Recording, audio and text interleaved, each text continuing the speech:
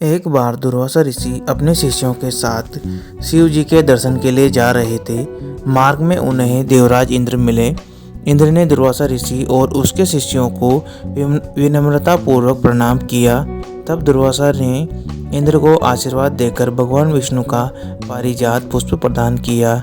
इंद्रासन के गर्व में चूर इंद्र ने उस पुष्प को अपने ऐरावत हाथी के मस्तक पर रख दिया। उस पुष्प का स्पर्श होते ही ऐरावत सहसा भगवान विष्णु के समान तेजस्वी हो गया। उसने इंद्र का परित्याग कर दिया और दिव्य पुष्प को कुचलते हुए वन की ओर चला गया। इंद्र द्वारा भगवान विष्णु के दिव्य पुष्प का तिरस्कार होते देखकर दुर्वासा ऋषि के क्रोध की सीमा न रही। उन्होंने देवराज इंद्र को वैभव लक्ष्मी से हीन हो जाने का शाप दे दिया। दुर्वासा मुनि के शाप के फलस्वरूप लक्ष्मी उसी क्षण स्वर्गलोक को छोड़कर अदृश्य हो गई। लक्ष्मी के चले जाने से इंद्र आदि देवता निर्बल और धनहीन हो गए। उनका वैभव लुप्त हो गया। इंद्र के बलहीन जानकर दैत्यों ने स्वर्ग पर आक्रमण कर दिया और देवगण को पराजित करके स्वर्ग के राज्य पर अपना परचम फहरा दिया। तब इंद्र देवगुरु बृहस्पति और अन्य देवताओं के साथ ब्रह्मा जी की सभा में उपस्थित हुए। तब ब्रह्मा जी बोले, देवेंद्र, भगवान विष्णु के भोग रूपी फूल का अपमान करने के कारण रुष्ट होकर भगवती लक्ष्मी तुम्हारे पास से चली गई है। उन्हें पुनः प्रसन्न करने के लिए तुम भगवान नारायण की कृपा दृष्टि प्राप्त करो। उनके आशीर्वाद से तुम्हें खोया वैभव पुनः मिल जाएगा। इस प्रकार ब्रह्मा जी ने इंद्र को आश्वस्त किया और उन्हें लेकर भगवान विष्णु की शरण में पहुँचे। वहाँ भगवान विष्णु भगवती लक्ष्मी के साथ विराजमान थे। देवगण भगवान विष्णु की स्तुति करते हुए बोले, भगवान, आपके चरणों में हमारा बारंबार प्रणाम। भगवान, हम जिस उद्देश्य से आपकी शरण में आए हैं, कृपा करके आप उसे पूरा कीजिए। दुर्वासा ऋषि के शाप के कारण माता लक्ष्मी हमसे रूठ गई है और दैत्यों ने हमें पराजित कर स्वर्ग पर अधिकार कर लिया है। अब हम आपकी शरण में हैं, हमारी रक्षा कीजिए। भगवान विष्णु त्रिकालदर्शी थे। वे पल भर में ही देवताओं के मन की बात जान गए। तब वे देवगण अपने वैभव लौटाने के लिए दानवों से दोस्ती कर उसके साथ मिलकर समुद्र मंथन करने को बोले।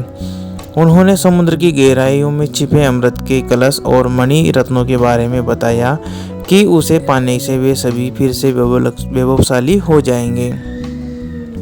भगवान विष्णु के कहे अनुसार इंद्र सहित सभी देवता दैत्यराज बलि के पास संधि का प्रस्ताव लेकर गए और उन्हें अमृत के बारे में बताकर समुद्र मंथन के लिए तैयार कर लिया। समुद्र मंथन के लिए समुद्र में मंदराचल को स्थापित कर वासुकी नाग को रस्सी बनाया गया। तत्पश्चात दोनों पक्ष अमृत प्राप्ति के लिए समुद्र मंथन करने लगे। अमृत पाने की इच्छा से सभी बड़े जोश और वेग से मंथन कर रहे थे। सहसा तभी समुद्र से कालकूट नामक भयंकर विष निकला। उस विष की अग्नि से दसों दिशाएं जलने लगी। समस्त प्राणियों में हाहाकार मच गया। देवताओं और दैत्यों सहित ऋषि मुनि मनुष्य गंधर्व और यक्ष आदि उस विष की गर्मी से जलने लगे। देवताओं की प्रार्थना पर भगवान शिव विषपान को तैयार हो गए। उन्होंने भयंकर विष को हथेलियों में भरा और भगवान विष्णु का स्मरण कर उसे पी गए। भगवान विष्णु अपने भक्तों के संकट हर लेते हैं। उन्होंने उस विष को शिव जी के गले कंठ में ही रोककर उसका प्रभाव समाप्त कर दिया। विष के कारण भगवान शिव का कंठ नीला पड़ गया और वे संसार में नीलकंठ के नाम से प्रसिद्ध हो गए। जिस समय शिव विषपान कर रहे थे उस समय विष की कुछ बूंदें नीचे गिर गई, जिन्हें बिच्छू, सांप आदि जीवों और कुछ वनस्पतियों ने ग्रहण कर लिया। इसी विष के कारण वे विषैले हो गए। विष का प्रभाव समाप्त होने पर सभी देवगण भगवान शिव की जय जयकार करने लगे। हलाहल के बाद समुद्र से कामधेनु गाय प्रकट हुई। वह यज्ञ हवन आदि सामग्री उत्पन्न करने वाली थी, अतः उसे ऋषि मुनियों ने ग्रहण किया। उसके बाद उच्चैश्रवा नामक 7 मुखों वाला एक असुर निकला।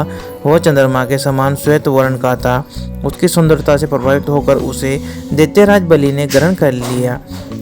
समुद्र से श्वेत वर्ण का ऐरावत निकला। उसे अपना वाहन बनाने के लिए इंद्र ने ग्रहण कर लिया। इसके बाद कौस्तुभ नामक मणि प्रकट हुई, उसे विष्णु भगवान ने ग्रहण किया। समुद्र मंथन से कल्पवृक्ष तथा अनेक सुंदर अप्सराएं भी प्रकट हुई। इनके बाद ऐश्वर्य और भोगों की देवी लक्ष्मी प्रकट हुई।